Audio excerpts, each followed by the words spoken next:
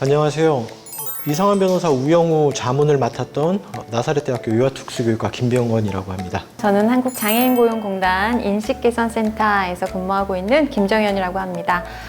교수님, 얼마 전에 이상한 변호사 우영우 드라마가 끝났습니다. 네. 너무 사랑스러운 그녀를 못 보게 돼서 너무 아쉬운데요. 네. 드라마 어떻게 보셨는지 궁금합니다. 일단은 예상치 못했어요. 이렇게 드라마를 많이 사랑해 줄지. 그리고 이게 비단 우리나라뿐만 아니라 전 세계적으로 사랑을 받게 될지는 정말 꿈에도 몰랐습니다. 이 드라마가 우리 사회에 던지는 메시지들이 다양하게 많습니다. 그래서 그 메시지들이 드라마가 끝났다고 없어지는 것이 아니라 이제 그 논의가 시작되는 또 다른 시작의 장으로 섰으면 하는 그런 바람입니다. 우영우 드라마에도 장애인 고용에 대한 이야기가 나와요. 센터장님으로서 네. 한 말씀 부탁드리겠습니다. 네, 드라마 속에 이제 여러 가지 이야기들이 나오는데 이거 불법 취업 아니냐라고 문제를 제기하는 그런 직원도 있었고 훌륭한 동료들도 출연을 하더라고요.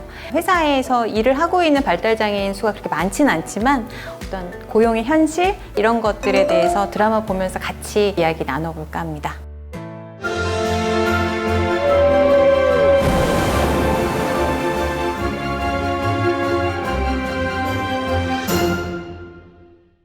아침에는 항상 우영우 김밥을 먹습니다. 김밥은 믿음직스러워요. 재료를 한눈에 볼 수 있어 예상 밖의 식감이나 맛에 놀랄 일이 없습니다. 자폐 스펙트럼 장애라고 하는 것은 발달 장애 중에 하나로 들어가요. 발달 장애라고 하는 것은 크게 지적 장애와 자폐성 장애로 이제 대표될 수가 있는데, 자폐 스펙트럼 장애 같은 경우는 사회적 의사소통이라든지 제한된 관심이라든지 상동 행동이라든지 이런 특징들을 갖고 있는 장애를 이야기하고 있고요. 스펙트럼이라는 용어에서 우리가 알 수 있겠지만 자폐 스펙트럼은 스펙트럼처럼 굉장히 다양한 특징들로 구분되어질 수가 있습니다. 예를 들면 우영우 같은 경우에는 김밥만 이제 먹죠. 사실 자폐 스펙트럼 장애를 가지고 있는 그 사람들이 김밥만 먹진 않습니다. 그래도 편식은 좀 심하더라고요. 자폐를 가진 사람들이 편식을 많이 하는 이유가 감각을 굉장히 좀 과잉되게 받아들이는 그런 측면들이 있어요. 그래서 식감이라든지 이런 것들이 우리한테는 조금 맛이 좀 이상하다 정도로 다가올 수가 있겠지만 그 사람들에게는 굉장히 크게 다가오기 때문에 자기가 선호하는 그런 음식들을 주로 먹게 되는 그런 현상을 보이죠. 그다음에 또 특징적인 모습으로 우리가 또 생각을 해볼 수가 있는 게, 우영우 캐릭터를 이렇게 보면은 조금 눈치 없구나라는 그런 눈치가 느낌을 많이 없죠. 예. 제 이름은 똑바로 읽어도 거꾸로 읽어도 우영우입니다. 기러기 토마토 스위스 인도인 별똥별 우영우. 정명석 변호사님은 변호사 생활을 그렇게 오래 하셨는데 손해가 어떻게 나뉘는지도 모르셨습니까? 몰라서 물어보는 게 아니고 가르치려고 물어보는 거예요. 그렇습니까? 이제라도 아셨으니 됐습니다.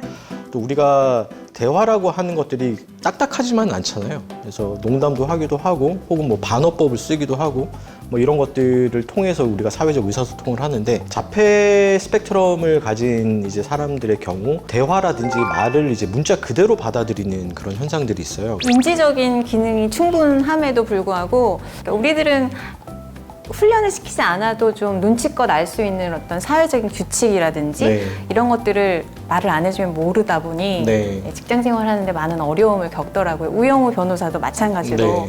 정명석 변호사처럼 이렇게 이해해주는 멘토가 아니었으면 네. 구박을 많이 받았을 것 같다라는 생각을 많이 하게 됩니다. 이런 사회생활을 함에 있어서 그때는 어려움이 굉장히 많고 그다음에 오해도 많이 받고 있는 그런 현실이죠.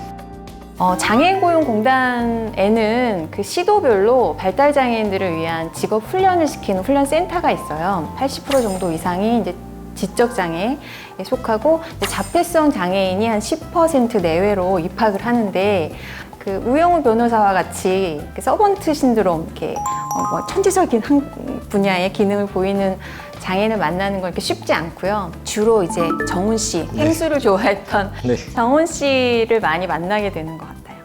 하지마! 죽는다! 하지마! 또 한다! 노래! 팽박! 팽파. 우영우가 자폐를 대표할 수 있느냐? 제가 좀 재밌게 봤던 게 뭐냐면은 그 에피소드의 배치가 굉장히 절묘했다라고 생각을 해요. 1, 2화 같은 경우에는 이제 우영우의 그 자폐에 대한 캐릭터의 특성이라든지 이런 것들이 좀 집중을 했었어요. 희한하게 1, 2화가 딱 끝나고 나니까 바로 대표성에 대한 이야기가 나오더라고요. 3화에 이제 그 정훈이 이제 펭수 캐릭터가 나오면서 자폐라고 하는 것들이 우영우의 모습만이 있는 것이 아니라 말 그대로 스펙트럼의 모습으로 존재하는 그런 다양성을 보여주는 그런 굉장히 좀 좋은 에피소드였다라고 생각이 듭니다. 예전에는 이제 어디나 보면 가족들을 매우 불행하게 만드는 어떤 존재로서 네.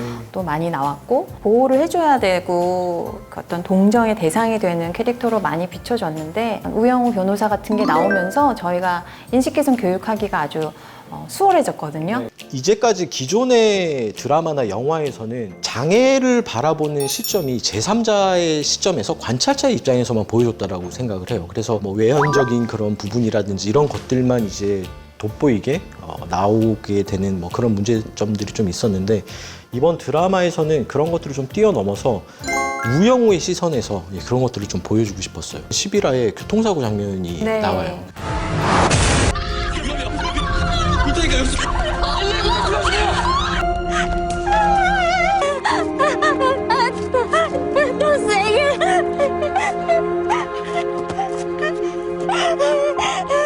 우영우가 멜트다운 하는 그런 연기만 보여주는 게 아니라 왜 멜트다운 되고 있고 그 자극을 어떻게 받아들이는지 그것을 영상을 통해서 직접 시청자들에게 설명을 해주고자 굉장히 좀 노력을 했었습니다. 템플 그랜든이라고 미국의 동물학자 템플 그랜든이 어린 시절에 이모가 운영하는 소를 키우는 농장에 가거든요. 소가 이제 막 그 돌발 행동을 일으킬 때 그 꽉 조여주는 도구 틀에 들어가면 매우 편안해 보였던 거죠. 그래서 템플 그랜든이 이제 자기가 돌발 행동이 났을 때 이모님에게 그 장치를 작동시켜 달라. 그래서 그 안에서 이제 그 편안함을 느끼고 기숙사 생활을 할 때도 그걸 만들어서 가지고 다녔다라는 그 일화를 봤는데 공부를 했더만요. 이준호 씨가 네, 사랑을 좋은 하니까 자세죠. 네, 공부를 하고 내가 대줄게요. 변호사님 전용 포옹의자. 그렇게 포옹의자라는 게 있다더라. 살 필요가 없다. 내가 포옹의자가 되어주겠다. 그런 장면이 그 템플 그랜든이 생각이 많이 났어요. 개인적으로는 박은빈 배우가 그 멜트다운 장면에 대한 연기를 굉장히 좀 리얼하게 해줘서 우리 비장애인들이 이러한 경우에 멜트다운을 일으키고 또 멜트다운을 일으켰을 때는 어떻게 도움을 줄 수가 있겠구나라는 모습을 좀 간접적으로 보여줄 수 있어서 극중 제니와 더불어서 좀 의미 있는 장면이지 네. 않았을까 그렇게 생각합니다. 아무래도 나한테는 자폐가 있으니까 야! 네 성적으로 아무데도 못 가는 게 차별이고 부정이고 비리야.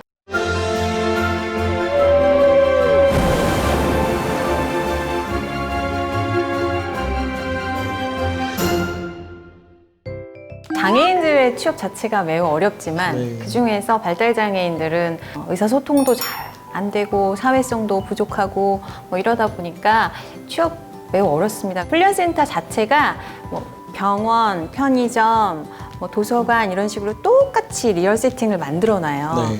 무슨 그 자벌드나 뭐 키자니아 같은 식으로.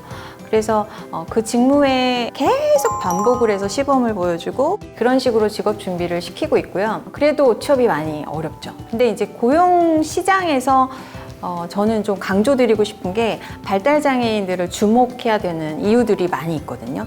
우리나라는 장애인 고용 의무제도를 시행해야 되기 때문에 어차피 장애인을 고용해야 되는데 구직 연령대 분포를 많이 하고 있는 발달장애인을 전략적으로 주목하지 않으면 손해인 경우죠. 우리나라가 시행하고 있는 장애인 고용 의무제도, 장애인 고용 촉진 및 직업재활법 생겨가지고 이제 2%에서 시작을 했거든요. 그래서 음료 이름 같죠? 2% 부족하면 이제 부담금을 이렇게 부여하는 그런 제도로 시작해서 지금 계속 상향이 돼서 3.1, 3.6까지 올라온 상태고요. 전체 인원의 그 정도는 장애인과 같이 일을 했으면 좋겠다라고 이제 정부에서 하고 지키지 않으면 이제 부담금을 걷고 있고, 초과해서 고용을 하는 곳은 장려금을 주고 있고, 이런 제도가 있습니다.